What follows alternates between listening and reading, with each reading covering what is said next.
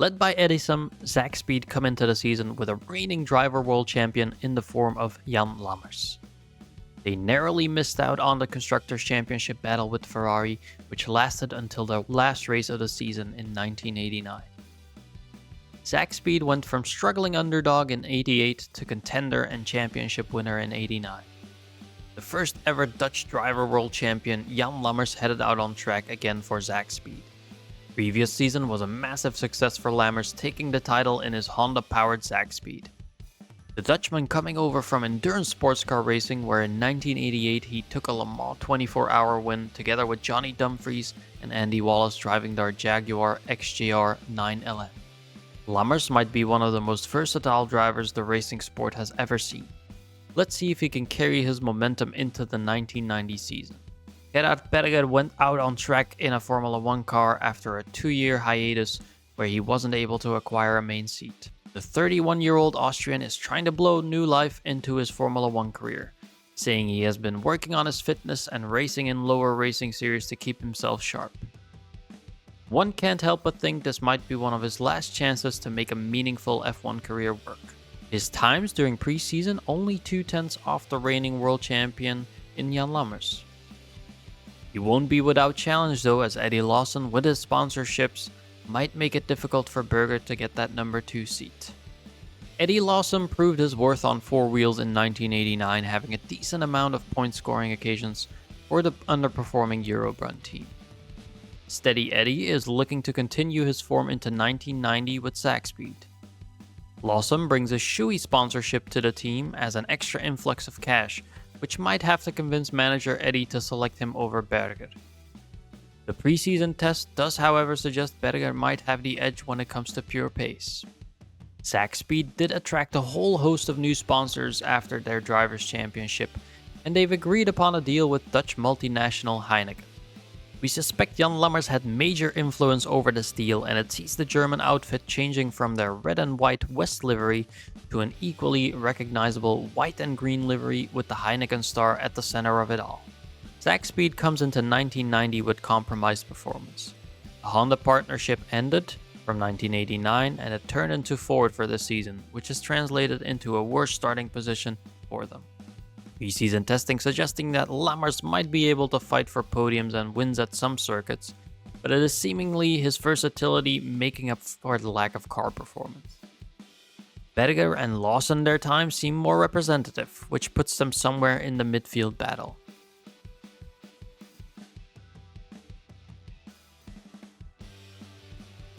Ferrari come into 1990 as the back-to-back constructor champions, under the well-respected lead of Machi Hila. The legendary Emerson Fittipaldi has said goodbye to the Scuderia, and showed that age did not stop him performing in 1989. Ferrari claiming their new power unit has been focusing mainly on reliability, which sees them start with a reliable base, but down on power. Ross Cheever, who was part of that extensive deal with Minardi, was welcomed into the Prancing Horse family. Cheever outperformed the Minardi in 1989, which saw him end up in 7th in the driver's standings. The American did extensively thank previous team boss MDK for all the opportunities and extensive driver trainings he received over the past 2 years. Many have tipped Cheever as a future champion to follow in the footsteps of Mario Andretti and Phil Hill. The move to Ferrari is a clear intention from the 26-year-old. Michael Andretti will complete an All-American lineup for Ferrari after spending the previous 2 years with Tyrrell. Andretti was rumored to have been the backup option for Ferrari, as it was understood that the Scuderia was eyeing up Ivan Capelli to drive alongside Ross Cheever. Andretti has, however, proven his worth in the past years as a commanding lead driver for a midfield team in Tyrrell, and we have no doubt he will be a good addition as a number 2 driver to Cheever. Gil de Ferran is on his last year of his contract with Ferrari. Development for Ferran is still ongoing as he competed in Formula Ford previous seasons, whilst making a small step up to the Formula Vauxhall Lotus Championship for this year. We don't expect Ferran to get a drive anytime soon with the limited development he's had so far. The Prancing Horse can only be one color, and it is a convincing red once again this season. Machi Hila has used their Polish influence to convince the growing Polish airline company LOT to invest in Ferrari and having them become the main sponsor. Preseason shows that Ferrari come into the season on the back foot due to their underpowered engine. Their pace seemingly right in the middle of the pack. Ross Cheever is expected to go above and beyond to keep Ferrari developing deep into the season, with Andretti providing backup to pick up the pieces others leave behind.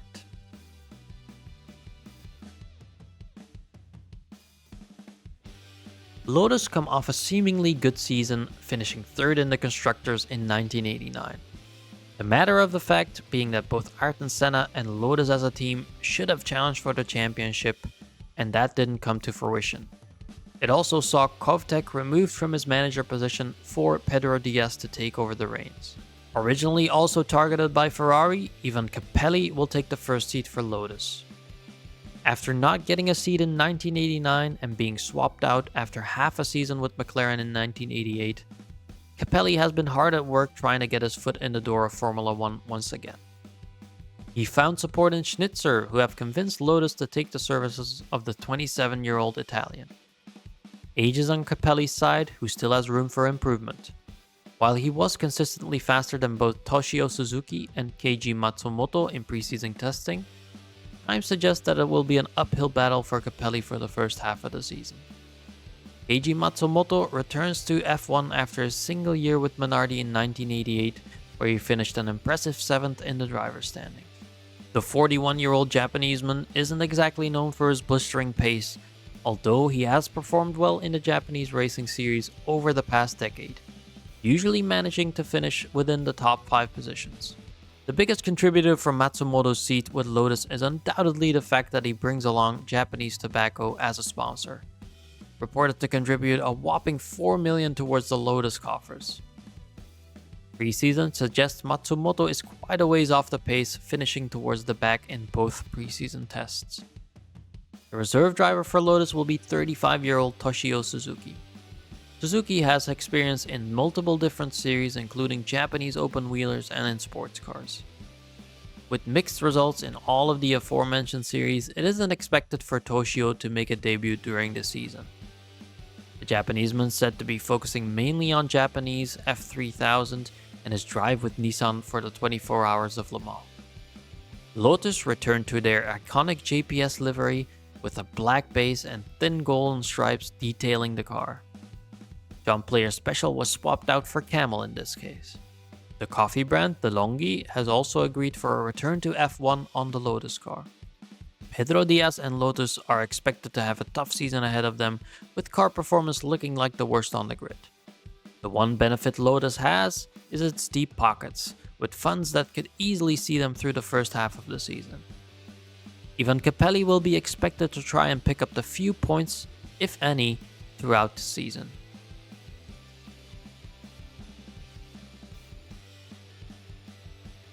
Benetton surprised in 1989 with an impressive 4th place in the standings.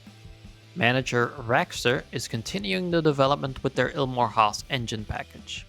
Like BMW, Ilmor Haas managing to field a much more competitive engine this season.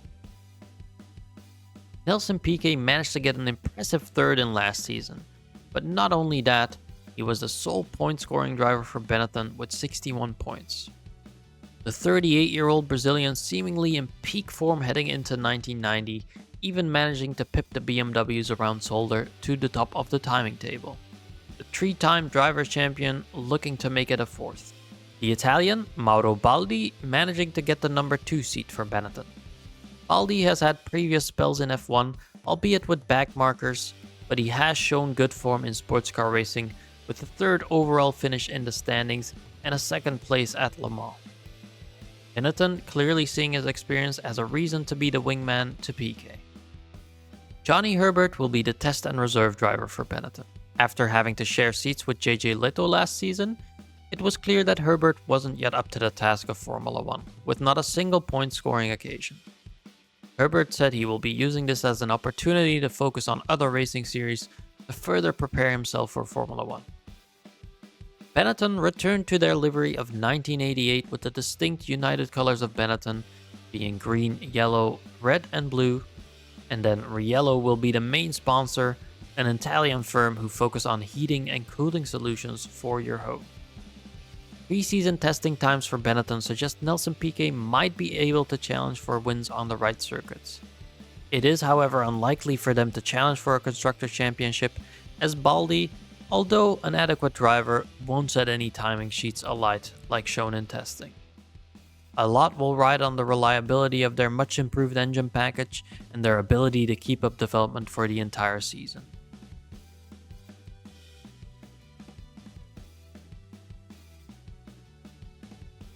MDK will still be representing Minardi after 3 seasons. He managed to strike a deal with Ferrari for an engine. An extensive deal which included trading Ross Cheever, Maurizio Gugelmin, and an option for Ferrari to call up Gianni Morbidelli at any time in the following 2 years. This seems like the start of a long-lasting relationship between Minardi and Ferrari. Maurizio Gugelmin comes into Minardi after narrowly missing out on the Drivers' Championship with Ferrari in 1989. The Brazilian also helped massively with their push for the Constructors' Championship. Needless to say, Minardi struck a good deal picking up a driver who finished on the podium 8 times last season. The Frenchman, Jean Alesi, will most likely be filling the second seat alongside Gugelmin. Alesi comes off an international F3000 championship winning run and is believed to be one of the bigger talents of his generation. Incredible one-lap performance is Alesi's strong point. Let's hope this can carry him to success in Formula 1. At 26 years of age, Alesi is relatively young compared to the rest of the grid, which allows him much more room to grow. As mentioned before, Gianni Morbidelli was hired for a 3-year deal in the test and reserve driver role for Minardi. The main goal seems to be for Minardi to effectively sharpen the Italian's toolset and make him ready for a seat at Ferrari in the coming years. Morbidelli doesn't come without achievements, as he's just won the Italian F3 Championship in 1989. Maybe a driver to keep an eye on for the future. Minardi has kept its partnership with soft drink Pepsi alive for 1990 and maintains its recognizable red, white and blue livery. Smaller sponsors include Castelli, an Italian cycling clothing brand, and the Italian design furniture brand Natuzzi. If you look at the Minardi straight on, you might even mistake them for a Ferrari. Minardi haven't looked too impressive in preseason testing, with their times leaning towards the back of the field. The Ferrari engine being partially to blame for the lack of raw performance. It will be an uphill battle for Minardi, but we know they don't shy away from the underdog status.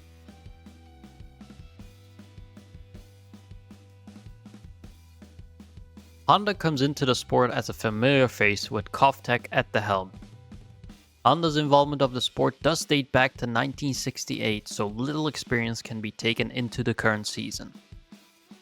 After a controversial season in 1989, McLaren decided to sell its assets, limiting the damage.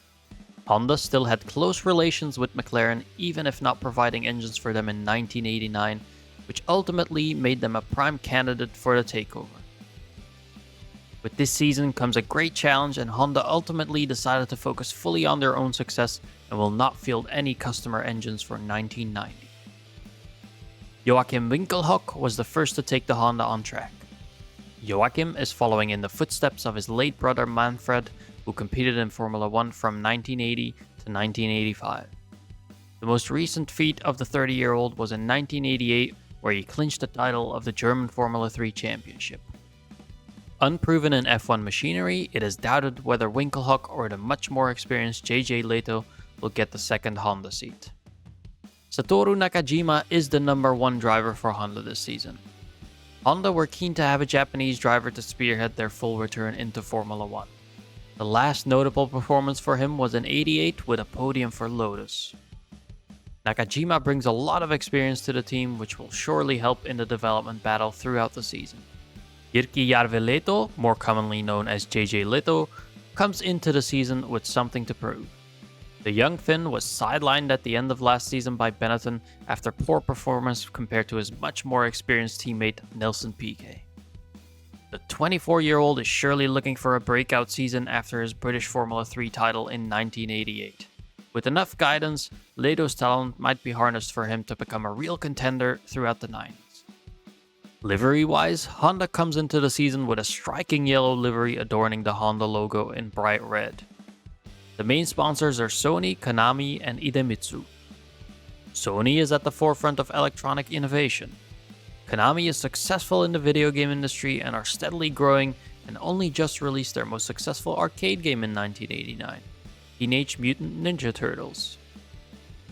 Idemitsu is one of the biggest oil companies in Japan. The challenge for Honda this season will be massive. JJ Leto is a big talent that with the right investment might pay off in the long run. Early times on the boards seem to suggest that Honda will be in the midfield fight. The midfield is also very tight this season. Realistically, they will be aiming for occasional points finishes, but they might throw up the occasional surprise performance.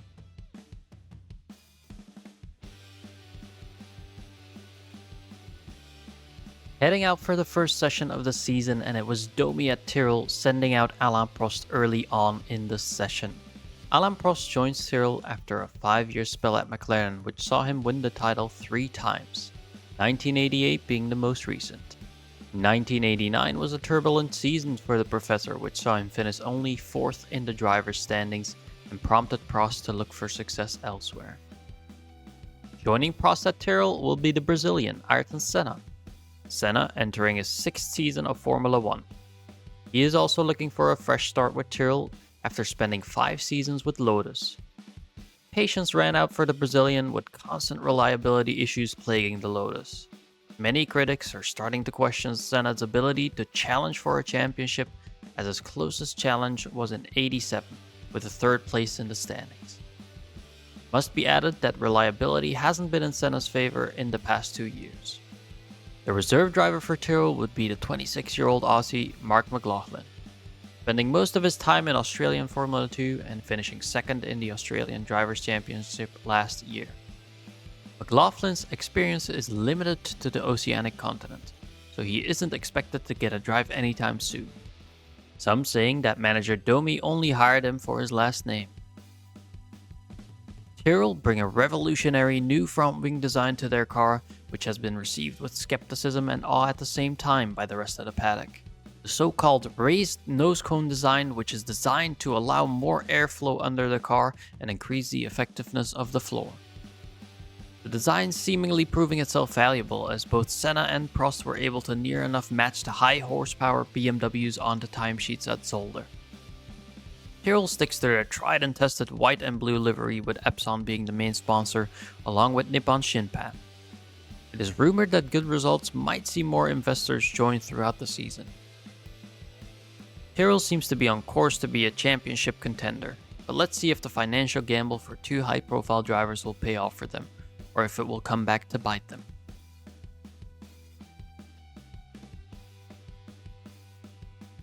Ligier will still be under lead of Justin Dijkstra, and they come into 1990 after a decline in form saw them finish 8th in the constructor standings in 1989, which came after their impressive 4th place in 1988.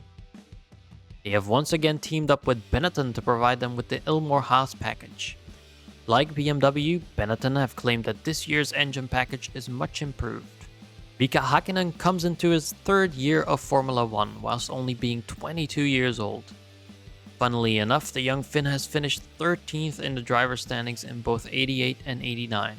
Much is expected for Hakkinen over the coming years, as he has shown great maturity in the past 2 years, not passing up on scoring occasions whenever they appear. Unknown sources have claimed that Hakkinen is hungry for extra investment from the team to further his career, and if 1990 doesn't bring this, he might decide to abandon ship and look for other options. John Nielsen comes into the team to make it a Nordic duo. Nielsen comes over from Zakspeed, which saw him finish 8th in the standings, which is a stark contrast to teammate Lammers at the time, who won the Drivers' World Championship. It must be said that Nielsen suffered from misfortune last season, only reaching the finish line 7 times. Ligier is a fresh start for the Danish driver, and a Nordic connection with Hakkinen will surely prove valuable in the long run. Claude Degremont will slot into the reserve and test driver role with a career that falls short of being noteworthy. His only highlight came in 1987, winning the French Formula Renault Championship, where competition isn't at the highest of levels. We suspect that his French nationality and the low price tag were the main contributors towards him getting this seat. Ligier will keep their French flag-inspired livery from last season. Marlboro becomes one of the main sponsors through Hakkinen, along with Air Liquide, a French giant when it comes to providing industrial gases. Ligier are looking to bounce back from a disappointing 1989, which saw them finish in 8th in the constructor standings. Pre-season testing left many guessing to where the French outfit will line up, as Zolder and the Oostenrijkring showed very differing results. It looks like they will have a solid starting platform for the season start, but the midfield fight will be tough.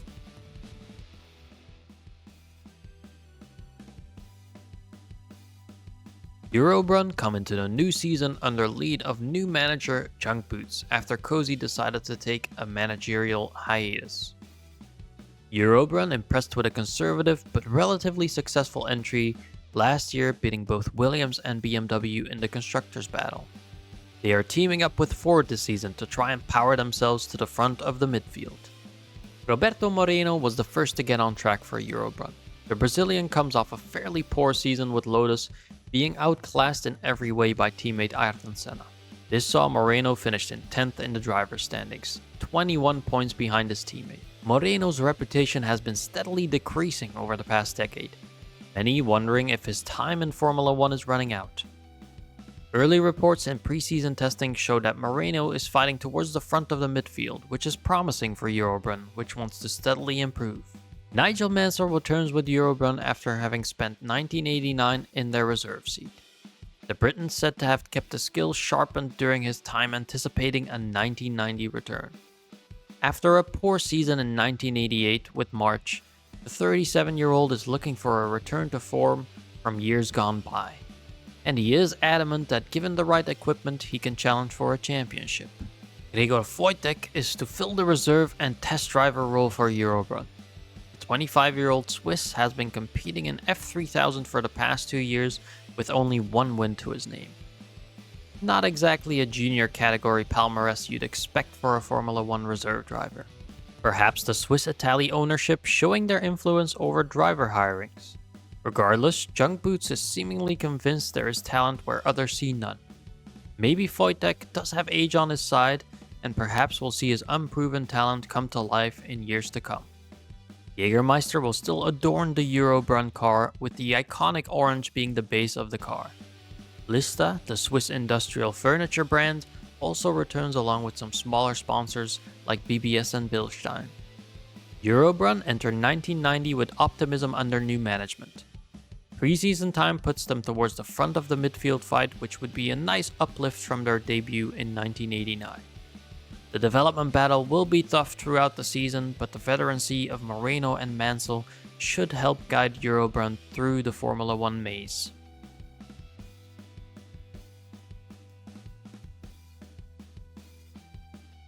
BMW themselves claiming their engine package is much improved from 1989, where they only managed to finish ahead of customer team Williams. This season is supposed to show BMW's full potential with a really strong baseline to start the season. Bobby Rahal returns for another season with BMW, who clearly saw the potential of the team with its entry in '89. The 37-year-old had a decent season with some point-scoring occasions whenever he'd managed to drag his underpowered and unreliable BMW to the finish line. Looking at preseason testing, this year's package looks like a championship contender, which Rahal is eager to take full advantage from. Theo Fabi will be alongside Rahal for 1990, as Errol clearly sees promise in his driver lineup from '89. The 35-year-old Italian is looking for a return to form similar to his 1988 season with Ferrari, where he finished 6th in the driver's standings. Pre-season time suggests Fabi is ready for the challenge, as he was only marginally slower than his teammate at Zolder and still putting in a solid performance at Austria, with Rahal's lap possibly influenced by slipstream, which is a regular occurrence on the high-speed Oostenrijkring. Eddie Irvine will be in the reserve and test driver seat for BMW after a year away from Formula 1. His debut in 1988 proved much too early for the then 23-year-old Irishman. BMW gave no preseason running to Irvine as they want both Rayal and Fabi ready for the championship battle. Irvine is fully focused on his international F3000 championship under Eddie Jordan Racing, whilst on standby for BMW. The German outfit has chosen to go for a white base car with their recognizable M stripes breaking up the blank canvas. Along with that comes the return of sponsors in Worth, Siemens, and SAP. BMW look ready for a title challenge with impressive times set in preseason. Let's hope they can keep development up throughout the season and reliability doesn't let them down.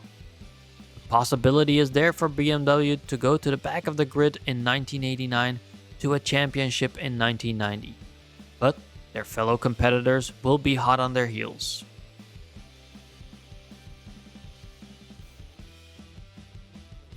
Williams and Erdmann have come to a make-or-break season for 1990, with the previous 2 years seeing them end up in last place in the constructors. They have once again struck a deal with BMW for the season, which seemingly has the best engine of the field. Riccardo Patrese comes over from Ligier to fill the first seat for Williams. The 36-year-old veteran of the sport had an average season last year, finishing 11th in the driver's standings. This season, Patrese seems to have struck gold with Williams, as shown by the timesheets. The Italian within a couple of tenths of the top times posted in both preseason sessions. Al Unser Jr. is likely to line up as a second driver, with his lucrative sponsor deal with Marlboro the main catalyst for Williams to consider his services for 1990. Al Unser spent his last 2 years with Tyrrell, which only saw him score a meager 12 points over the course of 2 seasons. The American should be in a good position to pick up some podiums this season, granted he keeps his nose clean and gets his car to the finish line, which has seemed difficult in previous seasons. Martin Brundle will most likely fit into the reserve role for Williams, as the Brit hasn't exactly set the track alight previous seasons, only scoring a handful of points in a struggling Williams. Rumors are swirling around that Erdmann only decided to hire the Brit to get under the skin of Tyrrell manager Domi, who has openly spoken about Brundle's lack of talent and suggested he should have never raced in Formula 1. On the livery side of things, Williams stick to their yellow, blue and white color palette, with Canon still providing most of the financial security. Barclays and ICI representing in a lesser way. Williams seemingly have found a road to recovery through BMW for 1990. The times posted in preseason not too far off the top, which sets them up for a fruitful season and perhaps finally a return of form similar to 86 and 87.